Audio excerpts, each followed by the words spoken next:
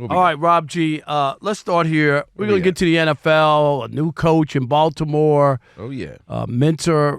We got some takes on that one. We got a lot of different stuff to talk about, but we're going to start with the NBA, Rob G, in San Francisco. What they done did. Yeah, well, they're not very good. We know that. They got blown out.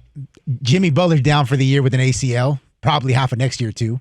We don't know what's going on with Steph Curry. Well, at least he could get his hair done during that time. Steph Curry may or may not be on the block, depending who you talk to. But one thing that we do know for sure is that Steve Kerr is currently on the last year of his deal in Golden State. And The Ringer reported earlier on Thursday that multiple assistants on that Golden State staff are working under the assumption that Steve Kerr is out at the end of the season, no matter what happens. So the last dance, as it were, with Steve Kerr, Steph Curry, Draymond Green, and that group. All right. Oh, you clapping? What you clapping for? Bravo. Okay. Bravo. Do not give Steve Kerr a new contract. No contract extension.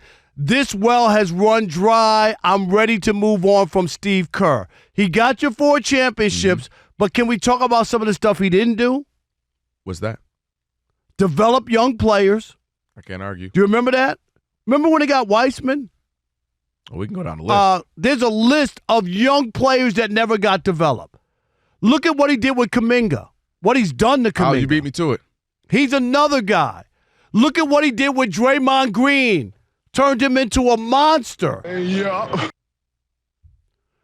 And the bottom line remains that you got all you can get out of Steve Kerr. And I'll tell you this. I'm ready to say that if Mark Jackson didn't start with those young guys, where would this Warriors team be? They might not be the team that they are now because he hasn't developed anybody. And they should really, right now at this point, be in a transition that we thought they were going to get when they got lucky, right? Had a couple bad years, got top picks, add those guys to the mix. You thought, oh, man, they're going to be good for a long time. You work those other guys in. You haven't seen hide or hair of those other players that Steve Kerr got in those situations. I'm not Hall of Fame coach. They won 4 championships. I get all that. He did his role with the Bulls. He was great there. What he needed to do for the Bulls. I'm not trying to take away from his career, but sometimes there's an ending to a story. And to me, the ending is now for Steve Kerr. I just, the idea that he would stick around or they would give him another contract, and you know this, it says a lot that he doesn't have a contract now. Because you're basically a lame duck coach. And normally they don't let you have a 1 year left on your contract. That's why this is obvious, but I'm just saying they shouldn't have a change of heart. They paid Steve Kerr. They gave Steve Kerr his parade, his flowers, all that. Now give him a pink slip. I'm done with Steve Kerr in San Francisco. Well, here's what's interesting. I wanted to disagree, but there's a couple of things that we have to note. They had a young team that was not highly touted in the sense that Steph Curry, we're like, all right, let's see what he does. Klay Thompson, all right, young shooter. Draymond, second-round pick. And what Mark Jackson was able to do was to get them to buy in, to get them to do stuff that we weren't necessarily seeing a lot of at that time, which was shooting threes. And he was heavy on bigging them up. You guys are going to be the best shooting backcourt ever. And Draymond, you can be this. And really developing the character and igniting something in that backcourt, the Splash Brothers and so on and so forth with that original first core, that team. So I do give Mark Jackson credit for that. What Steve Kerr was able to do was come in and kind of be a hybrid of the two coaches he spent time around, Phil Jackson and Greg Popovich, meaning take a little bit of this, take a little bit of that. Take a little bit of Phil Jackson, more the approach, the bigger the ethos, the vibe of the team, work with the veterans and all of that. I think he's better at that than what we saw from a developmental standpoint because Weissman never developed. They couldn't get the best out of Jordan Poole because they got it and then he's getting punched. They don't know what to do with that. We haven't seen the best of Kuminga. Everybody keeps telling me how good Moody's going to be, and he keeps being, he's solid. He's not great. So he hasn't been great at developing talent. And you don't want to, hold on to something too long where you're holding on just to be holding on. You don't want to be holding on just to say, well, this is what we did and this is what worked in the past. It's okay to move on. I know they want to do the last dance together, and maybe 2 of the 3 are gone, and Draymond, Steve Kerr, and Steph at the end of this season, maybe so.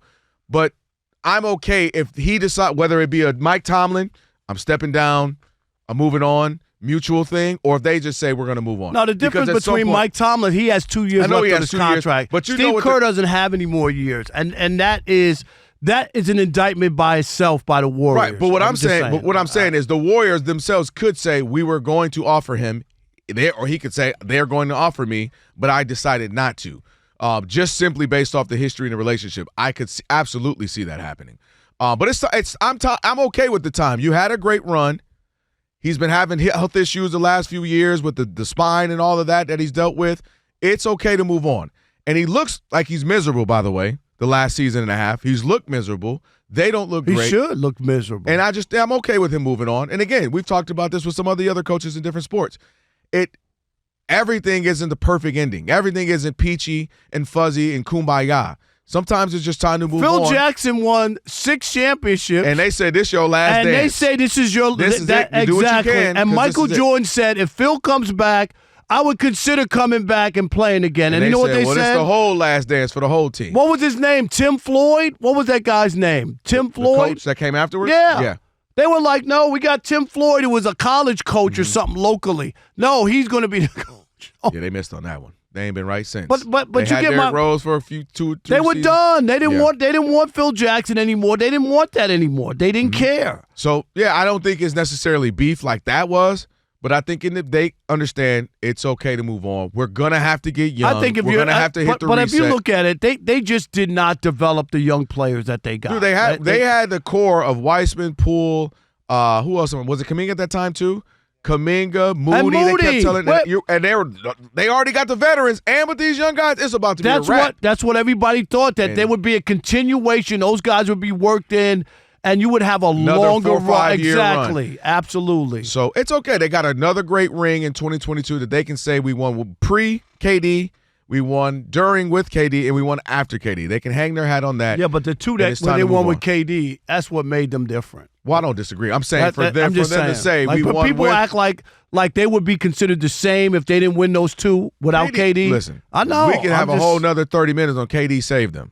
He did. Their legacy was saved by KD. I don't care what I don't anybody even says. understand. That's debatable. I don't, because they had choked They down had- to 3-1, And they had no answer for Kyrie or LeBron. Like, absolutely not a single like answer. they LeBron. I told you, LeBron started MySpace, but they added KD and they started Facebook. I mean, that was the difference in where they went from, and they could have easily won way more. You know what I mean? Yeah. LeBron and Kyrie had KD. They not knew showed they up. had no answer for that. They did not. And they were only going to get better.